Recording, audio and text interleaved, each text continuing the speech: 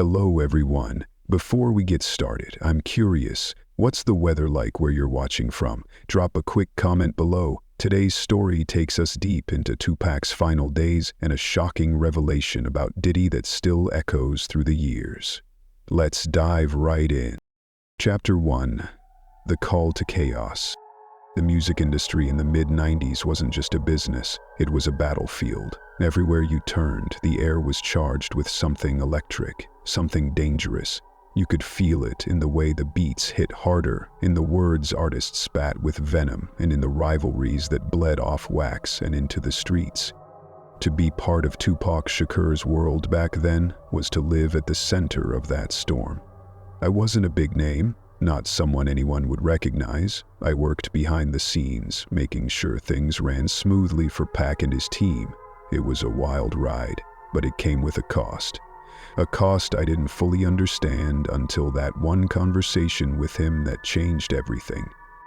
Tupac wasn't just another rapper to me. He was magnetic, unpredictable, and brilliant in a way that could light up a room or burn it down. He was a man on a mission, driven by something deeper than fame or fortune. But for all his fire, he was also guarded, like he carried a weight too heavy to share. He had this way of looking at people, like he was measuring whether they could handle the truth. I didn't realize it then, but he was sizing me up too. The East Coast-West Coast rivalry was all anyone could talk about. It wasn't just about music, it was personal, raw, and dangerous. Death Row and Bad Boy weren't just record labels. They were symbols of two different worlds, colliding in a way that felt inevitable. Pac was the voice of the West, loud and unapologetic. On the other side was Diddy, all smooth confidence and shiny suits. Running things on the East Coast, to most people, it was just music drama, but being close to Pac, I knew it went deeper. It was about loyalty, betrayal, and power plays that no one dared to talk about publicly. I remember the day Pac first pulled me aside. We were in LA in a small recording studio off Sunset. The air was thick with the smell of weed and the hum of late-night energy.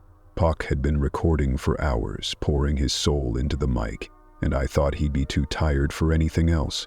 But then he waved me over with that intense look in his eyes, the one that told you this wasn't a casual chat. "Sit down," he said, his voice low but firm. I didn't argue. When Pac wanted your attention, you gave it to him. He leaned forward, elbows on his knees, and stared at the floor for a moment like he was deciding how much to say. Finally, he spoke. "You ever wonder why the industry feels so messed up?" I wasn't sure how to answer. Of course, I'd seen the drama, the backstabbing, the shady deals, but I figured that was just part of the game. "I guess," I said cautiously. Pac shook his head, a bitter smile playing on his lips. "Nah, it's bigger than that.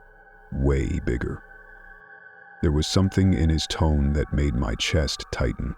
I'd seen Pac angry before, but this was different. He sounded haunted, like he'd seen something he couldn't unsee. He started talking about the industry in a way I'd never heard before, about how it wasn't just about talent or hard work. It was about control, about who had the power and who they could use to keep it. And then he dropped a name that made my stomach flip. Diddy. The way he said it, like a curse, sent a chill down my spine. I'd heard the rumors, of course. Everyone had. But hearing Pac say it out loud, with that kind of conviction, made it feel real in a way that nothing else had. "Ain't what he seems," Pac said, his eyes locking onto mine.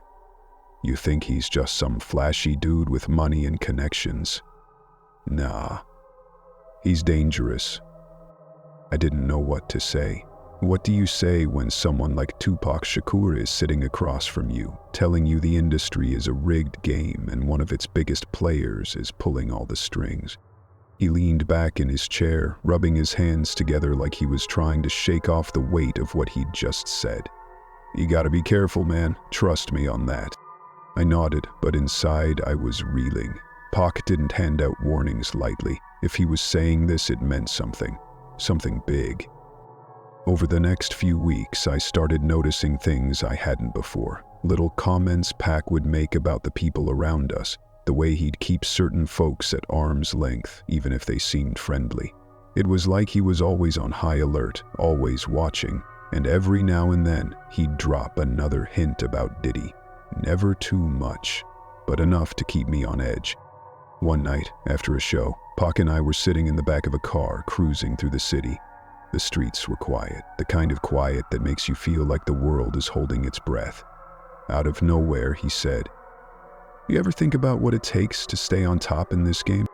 I shrugged, unsure where he was going with this. Hard work, I guess. Talent. He laughed, but there was no humor in it. Yeah, that's what they want you to think, but it's more than that, way more. You gotta be willing to do things most people can't even imagine. I didn't ask him what he meant. I didn't have to. The look on his face said it all. That was the thing about Pac. He had this way of making you see the world differently, even if you didn't want to. After that night, I couldn't stop thinking about what he'd said, about the warnings, the tension, the feeling that something darker was lurking beneath the surface of the industry. And the more I thought about it, the more I started to believe he was right. The weight of his words stayed with me, even when I tried to shake them off. It was like he'd planted a seed in my mind, one that kept growing no matter how hard I tried to ignore it. And as the days turned into weeks, I started to see the cracks in the facade, the little signs that the industry wasn't just chaotic, but corrupt to its core. Looking back, I realized that was the moment everything changed for me. Tupac had opened a door I couldn't close, and what lay on the other side was something I wasn't ready to face. Not yet, anyway. Chapter 2. Life in Tupac's Circle. To understand Tupac's world, you had to let go of any idea of normal. His life wasn't like yours or mine. It was loud, unpredictable, and burned hotter than anything I'd ever seen. There was never a dull moment, not in the studio, not on the road, and definitely not at the after parties. Working for Pac meant living at 100 miles an hour with no breaks in sight. It was exciting, sure, but it could also wear you down if you weren't careful. The studio was where Pac came alive. He didn't just record music, he unleashed it, pouring every ounce of himself into every verse. He could go for hours without a break, his energy pulling everyone else along like a tidal wave. Some nights, he'd lay down tracks so fast you'd think he had the whole song in his head before he even stepped into the booth. Other times, he'd stop mid-session, pacing back and forth, arguing with himself about a line until it was perfect. He had a fire in him that couldn't be matched, and everyone in the room could feel it. But the studio wasn't always a sanctuary. Sometimes it was a pressure cooker. Pac could be sharp, demanding, even cutting if he felt someone wasn't pulling their weight. It wasn't personal. It was just how he worked. He expected the best from everyone because he gave nothing less himself. But there were moments when the tension boiled over and you could feel the rivalries and grudges creeping into the room, like shadows lurking just out of sight. The road was no different. Traveling with Tupac was like being part of a moving circus, complete with its own rules and rhythms. The energy shifted depending on the city, the crowd, or whatever drama was bubbling beneath the surface. Pac could go from laughing and joking one minute to dead serious the next, especially when certain names came up in conversation. And one name came up more than most: Diddy. The East Coast-West Coast rivalry was more than a feud. It was a war. To the outside world, it might have looked like a publicity stunt, something cooked up to sell records. But being on the inside, I saw how real it was. Pac took it personally. To him, it wasn't just about music. It was about loyalty, respect, and betrayal. And Diddy, in Pac's eyes, was the epitome of betrayal. I remember one night on the road, sitting in a hotel room after a show. The vibe was tense, the kind of tension that makes you check the locks on the door twice. Pac was quiet, staring out the window with a look that told you his mind was somewhere far away. Finally, he turned to me and said, "You know what they don't tell you about this game? It ain't about talent. It's about who's willing to stab the deepest." I didn't know what to say. Pac wasn't the kind of guy you interrupted when he was on a roll. He kept going, his voice low and measured, like he was letting me in on a secret. "The industry eats its own," he said. "And Diddy? He's the one holding the fork." At the time, I didn't fully understand what he meant.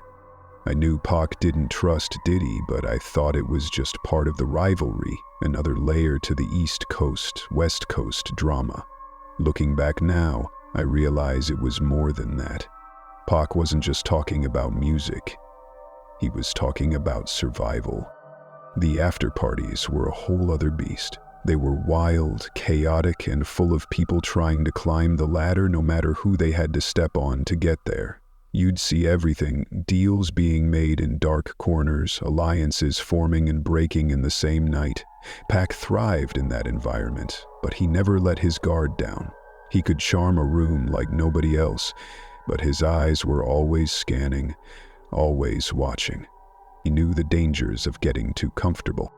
One night, after a particularly wild party, Pac pulled me aside as we were heading back to the car. "You see all that?" he asked, gesturing back at the house we'd just left. "That's the game, right there. Everyone trying to take a piece of what you got and smiling while they do it." I nodded, but I didn't say much. What could I say? He wasn't wrong. The industry was a minefield, and every step felt like a gamble. Pac saw it more clearly than anyone, and it weighed on him in ways most people couldn't see. The East Coast-West Coast rivalry wasn't just something Pac talked about in public, it was something he lived every day. It wasn't just about who had the better bars or the bigger hits, it was about something deeper, something that cut into his sense of loyalty and justice. Pac believed in loyalty like it was a religion, and when he felt someone had crossed him, it wasn't something he could just let go.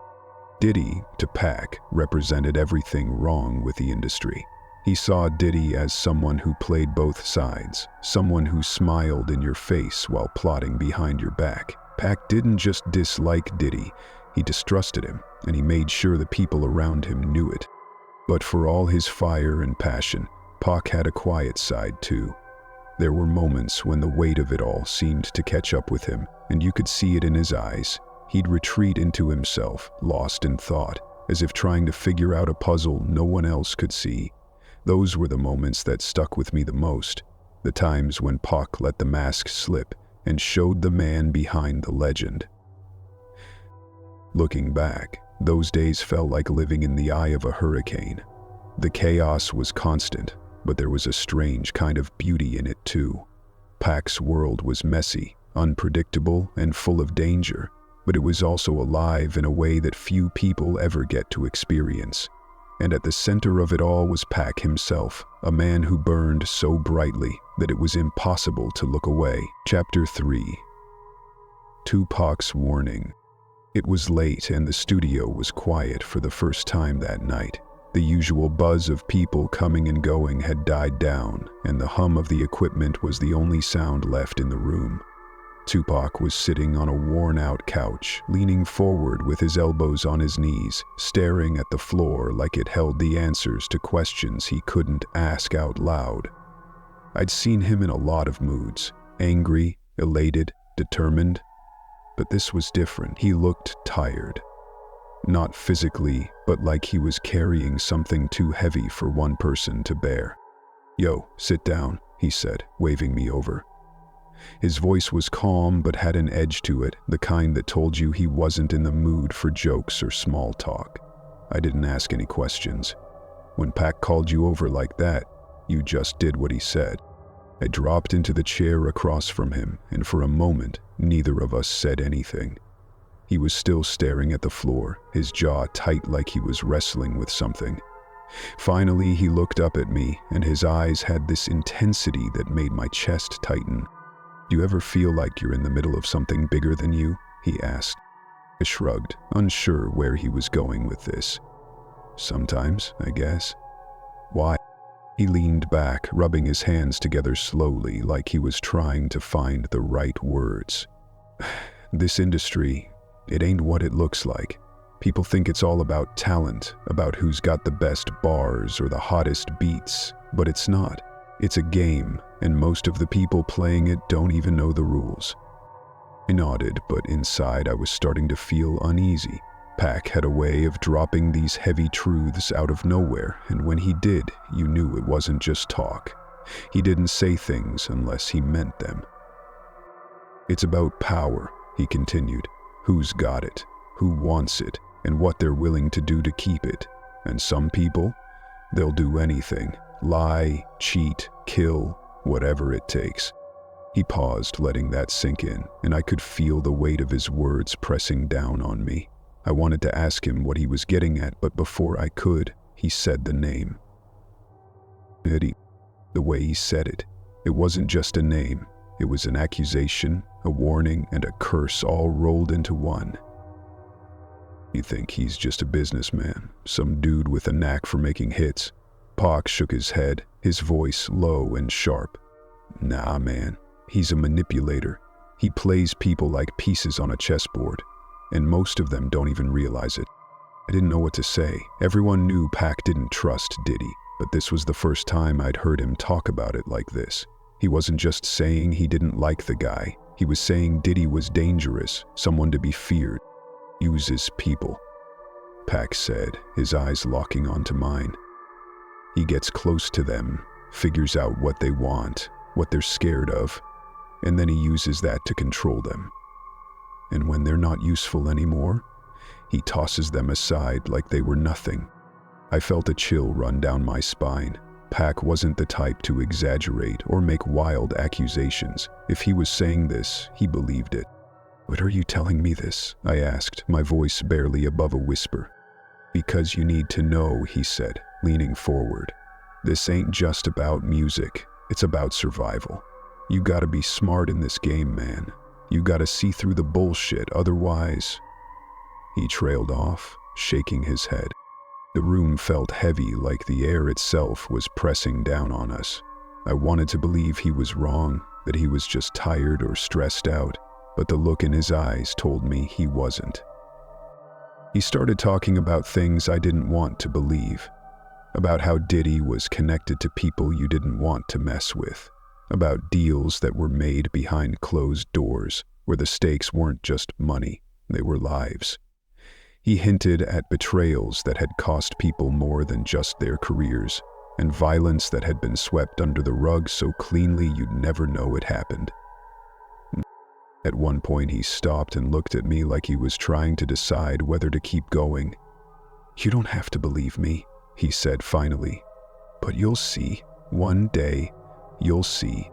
I wanted to ask him what he meant, but I couldn't find the words. My mind was racing, trying to make sense of everything he was saying. Was this paranoia, or was it the truth, hidden in plain sight?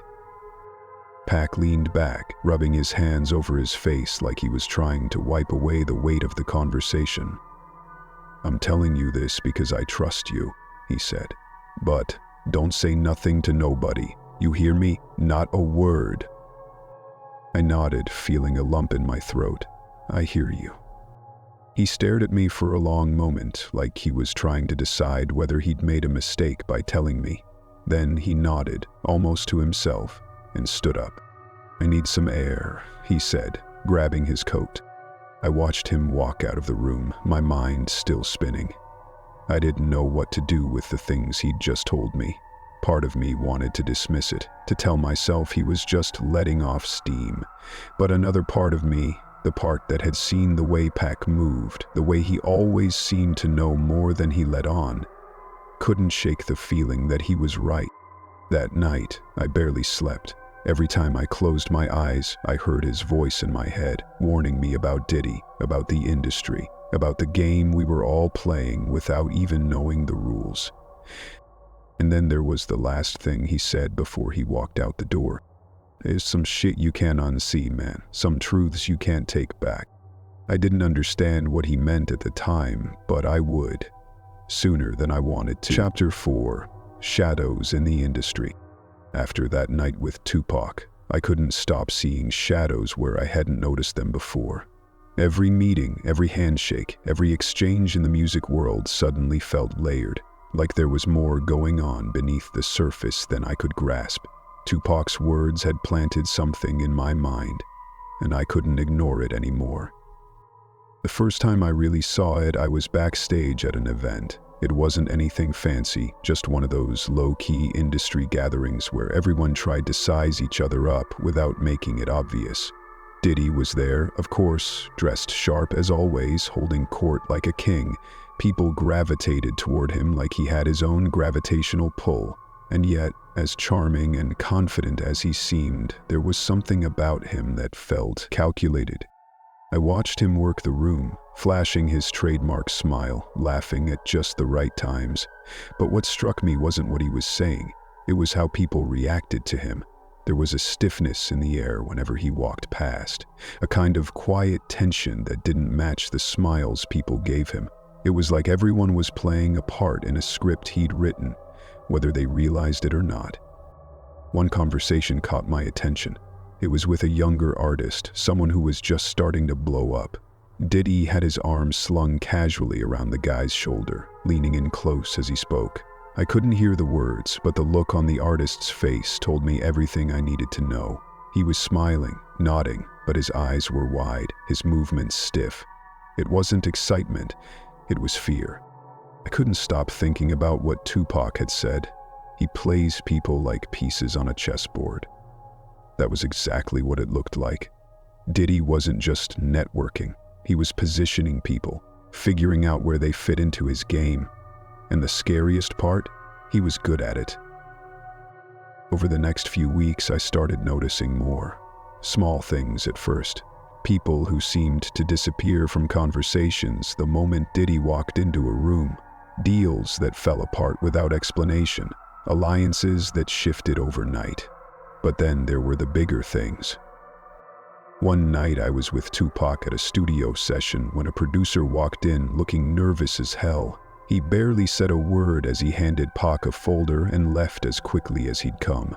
Pac opened it, flipped through a few pages, and then closed it with a heavy sigh. "What's that about?" I asked, keeping my voice low. "Just more bullshit," Pac muttered, but his tone said more than the words ever could. Whatever was in that folder, it wasn't just business, it was personal. "Mr. Pac." Later I found out it had something to do with a distribution deal Pac had been working on. Someone, Diddy, if Pac's hunch was right, had been pulling strings behind the scenes to sabotage it. It wasn't the first time, and it wouldn't be the last. The more I saw, the more Tupac's warnings started to make sense. Diddy wasn't just a rival, he was a force. He had connections that went far beyond music, and he knew how to use them. Deals didn't fall apart around him by accident. Careers didn't crumble by chance. If something went wrong, it was because he wanted it to. And it wasn't just about the business side of things. There was a personal edge to it too, like he took pleasure in watching people squirm. One time, I overheard a conversation between two industry guys. Nothing big, just idle chatter while they waited for their drinks. But then one of them said something that made my skin crawl. "Diddy's got files on everybody," the guy said, laughing like it was a joke. "You cross him, and he'll make sure you never work again." The other guy nodded, his smile a little too tight. "Yeah, he's got what ways of making people fall in line. Best to just adjust his good side." It was a throwaway conversation, the kind of thing you'd forget if you weren't paying attention. But I was paying attention now. I started to wonder how many of the shifts in loyalty I'd seen over the years were because of Diddy. How many friendships had been broken, how many careers derailed because he decided it was necessary. It was hard not to draw parallels to what I was hearing now, years later, about the allegations against him. The patterns were too similar to ignore. The more I thought about it, the more I realized how dangerous it had been for Tupac to speak out. He wasn't just going up against a rival, he was going up against an entire system, one that thrived on secrets and silence. And the system didn't take kindly to people who tried to expose it. There were nights when Pac would talk about the industry like it was a war zone. "You don't get to the top without stepping on people," he'd say, his voice heavy with frustration. And some of these people, they don't just step, they crush. At the time, I thought he was exaggerating, but now I wasn't so sure. One incident still sticks with me. We were at an after party, the kind of event where everyone was trying to prove they belonged. Pac was in a corner, talking to a few people when Diddy walked in. The whole vibe of the room shifted, conversations quieted, and people turned to watch him like he was the main attraction. Pac didn't say anything, but I could see the tension in his jaw, the way his shoulders stiffened. He didn't trust Diddy, and he didn't bother hiding it. Later that night, as we were leaving, Pac muttered under his breath, "One day, people are gonna see him for what he really is." It wasn't a prediction, it was a promise. As the months went by, the shadows around Diddy grew darker. Stories started to surface, whispers about backroom deals, threats, and worse. Most of it stayed under the radar, buried by his charm and influence. But I could see the cracks forming, the edges starting to fray. Tupac had seen it all long before I did. He'd tried to warn me, to warn everyone. But the thing about shadows is that they're easy to ignore until they're right in front of you. And by then, it's usually too late. Chapter 5. The night everything changed. It was a warm night in Las Vegas, but the heat didn't come just from the desert air. There was something else in the atmosphere, an uneasiness that hung over us like a cloud we couldn't shake. Tupac had been on edge all day, pacing back and forth in his hotel room, his energy restless and raw. He wasn't angry, not exactly, but he had this look in his eyes like he was bracing for something. I tried to chalk it up to the usual chaos that came with traveling and performing, but deep down, I knew it was more than that. Pac always had a way of sensing things before they happened, like he could see the storm gathering on the horizon long before the first drop of rain. That evening, before we left for the Mike Tyson fight, he was quieter than usual. He'd been going over some lyrics earlier, scribbling furiously in his notebook, but now the pages lay forgotten on the coffee table. He was staring out the window, watching the city lights flicker in the distance. "You good, man?" I asked, breaking the silence. He glanced at me, and for a moment I thought he was going to brush me off like he usually did when he didn't want to talk. But then he shook his head, a faint smile tugging at the corner of his mouth. "You just thinking," he said. "About what?" He didn't answer right away. Instead, he leaned back in his chair, running a hand over his head. "You ever feel like you're running out of time?" The question caught me off guard. Pac wasn't the type to dwell on heavy stuff like that, not out loud anyway. He was always so focused, so driven, like he had all the time in the world to make his mark. "Not really," I said, trying to keep it light. "Why, you feeling old or something?" He laughed, but it was short and hollow. "Nah, man, I don't know. It feels like something's coming, like the clock's ticking and I can't stop it." I didn't know what to say to that, so I just nodded. Pac had a way of dropping these kinds of thoughts out of nowhere, and I'd learned not to push him when he got like this. Later that night, we headed out to the fight. The energy in the crowd was electric, but Pac still seemed distracted. He was polite enough to the fans who stopped him for pictures, but his mind was clearly somewhere else. I tried to shake off the feeling of unease, telling myself I was just reading too much into things. But then, after the fight, everything spiraled out of control.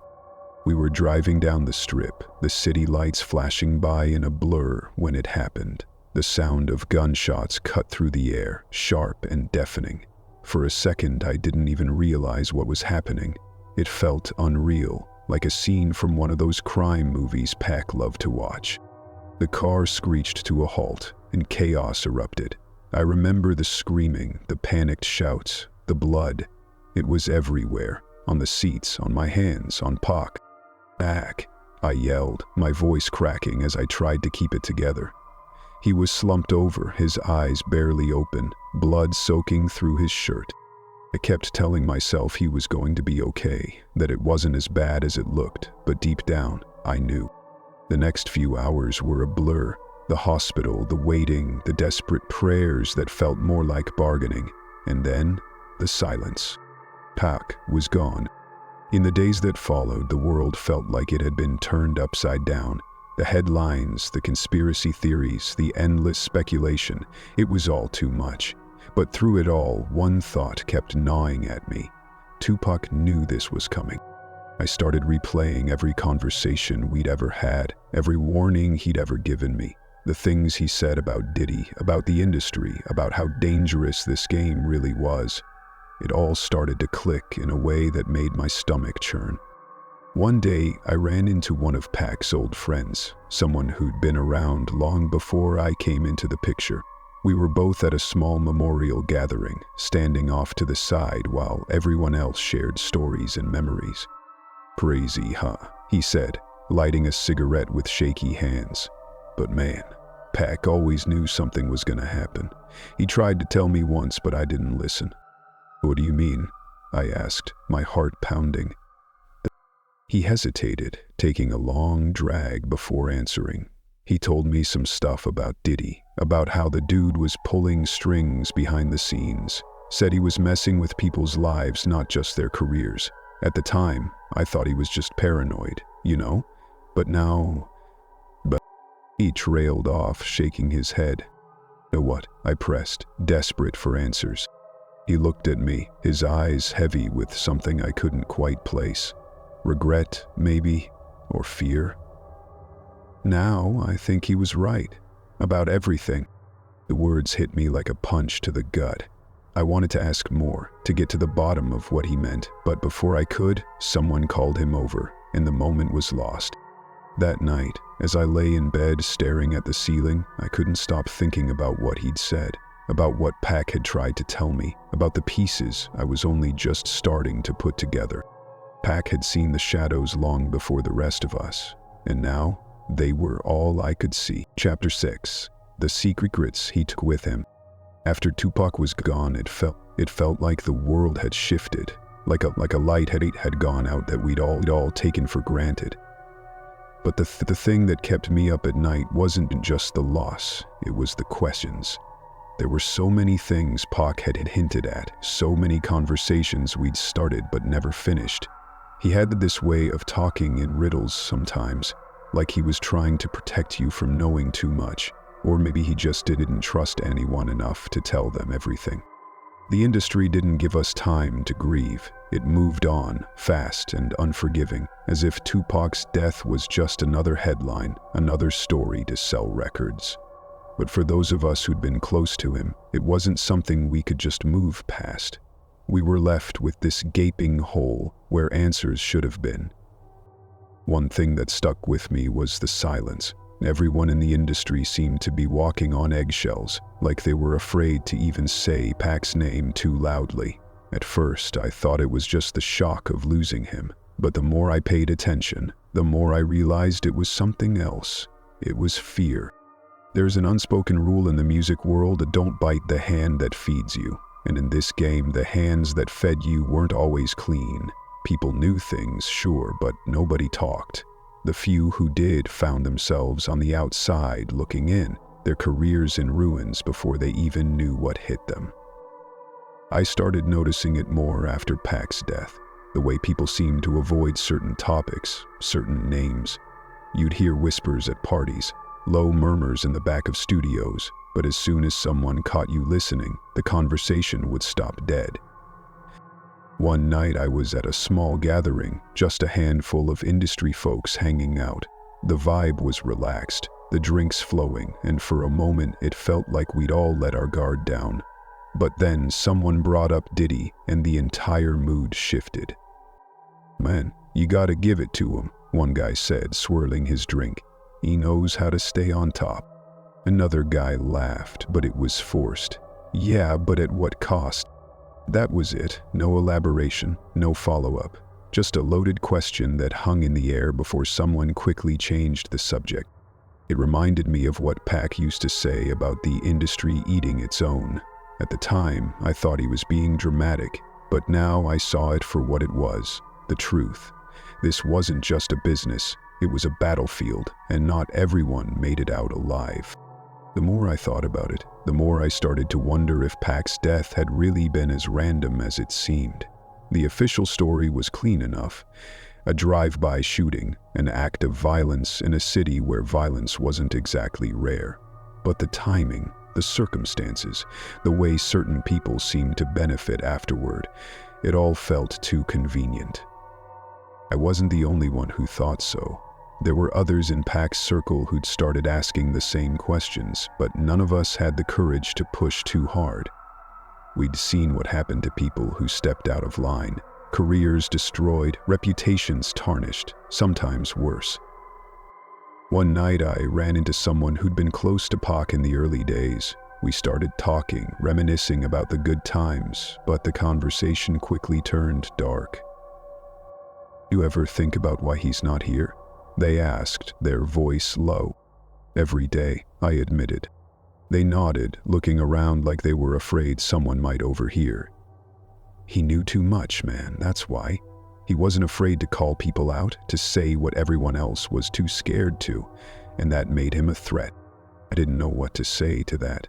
Part of me wanted to believe they were wrong, that Pac's death was just a tragic accident, but another part of me, the part that remembered all the warnings Pac had given me, couldn't shake the feeling that they were right. Diddy's name kept coming up in these conversations, always in whispers, always with the same undertone of fear. People talked about him like he was untouchable, someone you didn't cross unless you were ready to face the consequences. And then there were the parallels to everything happening now. The allegations, the lawsuits, the stories that were finally starting to come to light. It was like the cracks in the facade were finally starting to show. The same patterns of manipulation, control, and intimidation that Pac had warned me about all those years ago were now front-page news. I couldn't help but wonder what Pac would have thought if he were still here. Would he feel vindicated, knowing that the truth he'd tried to expose was finally coming out? Or would he be frustrated, knowing it had taken this long for people to wake up? The thing that haunted me the most, though, was the thought of everything Pac had taken with him. He'd always been careful about what he said, always keeping certain things to himself. There were secrets he'd hinted at, truths he'd danced around, but he never gave me the full picture. And now those secrets were buried with him. The industry hasn't changed much since then. Sure, the faces are different, the names on the charts have rotated, but the game is still the same. The people at the top still hold all the power, and they still play by rules most of us don't even know exist. But there's one thing that has changed. The silence isn't as deafening as it used to be. People are starting to speak up, to share their stories, to push back against the fear that kept so many of us quiet for so long. It's not enough, not yet, but it's a start. And every time I see another headline, another accusation, another crack in the facade, I think about Pac, about the warnings he gave me, about the truths he tried to share. He saw the shadows long before the rest of us, and even though he's gone, his voice is still there, echoing in the silence he left behind. Chapter 7. The Long Shadow of Power.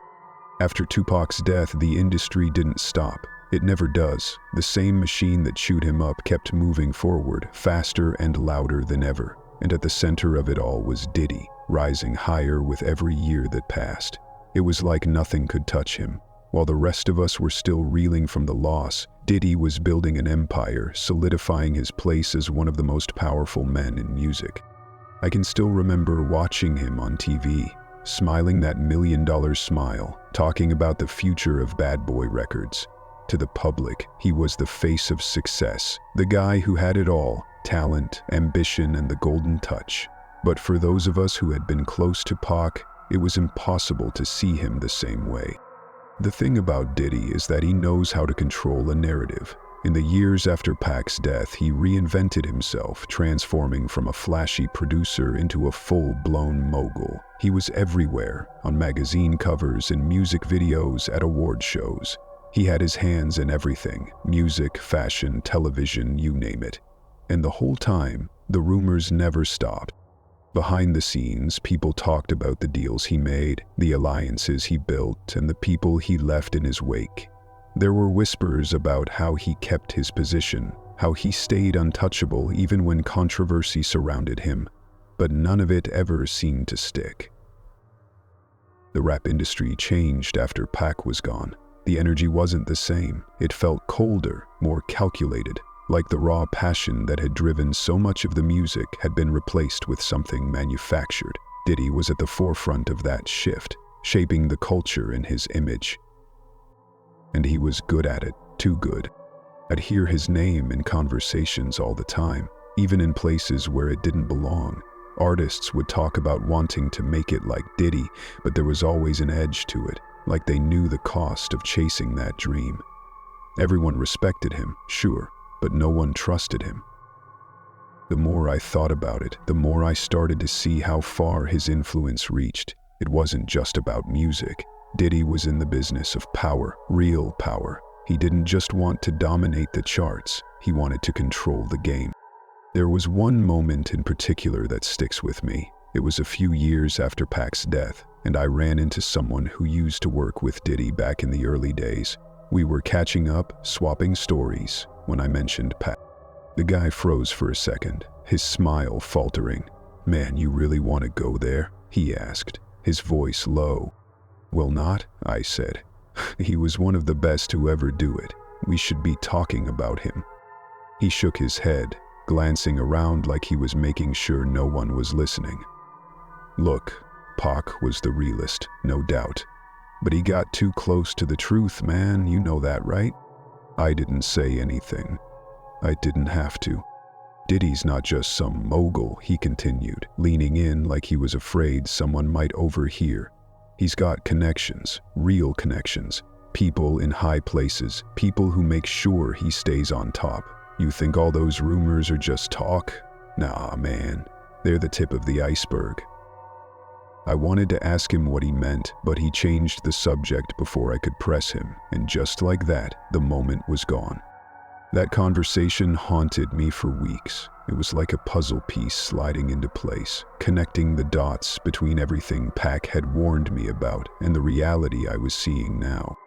The guilt started to creep in around then, too. I couldn't shake the feeling that I'd let Pac down somehow, that I should have done more to protect him, to expose the truth he'd been trying to share. But what could I have done? I was just a guy in his circle, someone who didn't have the power or the platform to make a difference. Still, it ate at me. Every time I saw Diddy on TV, every time I heard another story about his rise to the top, I felt that knot in my stomach tighten. Pac had been right about him all along, and I'd been too blind or too scared to see it. End quote. The parallels between then and now are impossible to ignore. The allegations against Diddy today echo so much of what Pac tried to warn us about. The manipulation, the control, the way he seemed to operate above the rules. It's all there, playing out in real time. And yet, even with everything that's come to light, there's still so much we don't know. That's the thing about power. It leaves a long shadow, one that's hard to escape even when the truth starts to emerge. The more I dig, the more I find myself wondering how deep it all goes. There are stories out there, pieces of evidence that never saw the light of day, and every time I uncover one, it feels like I'm getting closer to something big, something dangerous. Pac always said the industry eats its own, but I don't think he meant it as a metaphor. He saw it for what it really was.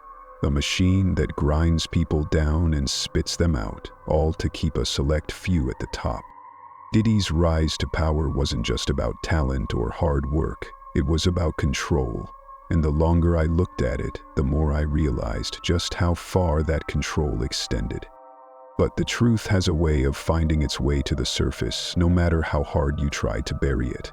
And as I started putting the pieces together, I couldn't help but feel like I was on the edge of something bigger than I'd ever imagined. Chapter 8. A Truth Too Big to Hide. Years had passed since Tupac's death, but his voice never left me. It was there in quiet moments, in the songs that still played on the radio, and in the questions that gnawed at the edges of my mind. Every warning he'd given, every cryptic remark felt like it was building to something. And then one day I found it, the piece of the puzzle that made everything click. I was at a small industry event, the kind of place where people let their guard down after a few drinks. The faces in the room were a mix of new blood and old legends, the kind of people who'd seen it all and lived to tell the tale. One of those legends, an old producer who'd been around since the early days of hip-hop, found me leaning against the bar. "Man, you got Pac's name written all over your face," he said, his voice low and gravelly from years of smoking. I laughed it off, but he wasn't wrong. "I worked with him back in the day," I said. "Still think about him a lot." The producer nodded, his expression somber. "Yeah, we all do. He was one of a kind. But you know he didn't die for no reason, right?" I froze. It wasn't the first time I'd heard someone say something like that, but the way he said it, so matter of fact, sent a chill down my spine. "What do you mean?" I asked, trying to keep my voice steady. He looked around, making sure no one was close enough to overhear. Then he leaned in, his voice barely above a whisper. "Pac knew too much," he said. "About Diddy, about the people Diddy was working with. He wasn't just a threat because of the music, he was a threat because he was willing to speak out." I wanted to ask more, to press him for details, but before I could, he said something that stopped me cold. "You ever hear about the meeting in New York?" he asked. I shook my head. Right before things really kicked off between Pac and Biggie, there was a meeting. Diddy was there, a few other big names too. They were talking about how to deal with Pac, not just musically, how to shut him down completely. My heart was pounding. "You're saying Diddy was involved in—" He held up a hand, cutting me off. "I'm not saying anything. I wasn't in the room, but I heard enough afterward to know it wasn't just about making hit records. There were people who saw Pac as a problem, and Diddy was one of them." The weight of his words hit me like a punch to the gut. It wasn't just the suggestion that Diddy might have been involved. It was the realization that Tupac had known all along. He'd tried to warn me, to warn all of us, but no one had listened. As the producer walked away, I felt a mix of anger and helplessness. How many other people knew about this? How many had chosen to stay silent, either out of fear or self-preservation? The truth was, the industry wasn't built to protect people like Pac. It was built to protect people like Diddy, people with power, connections, and the ability to make problems disappear.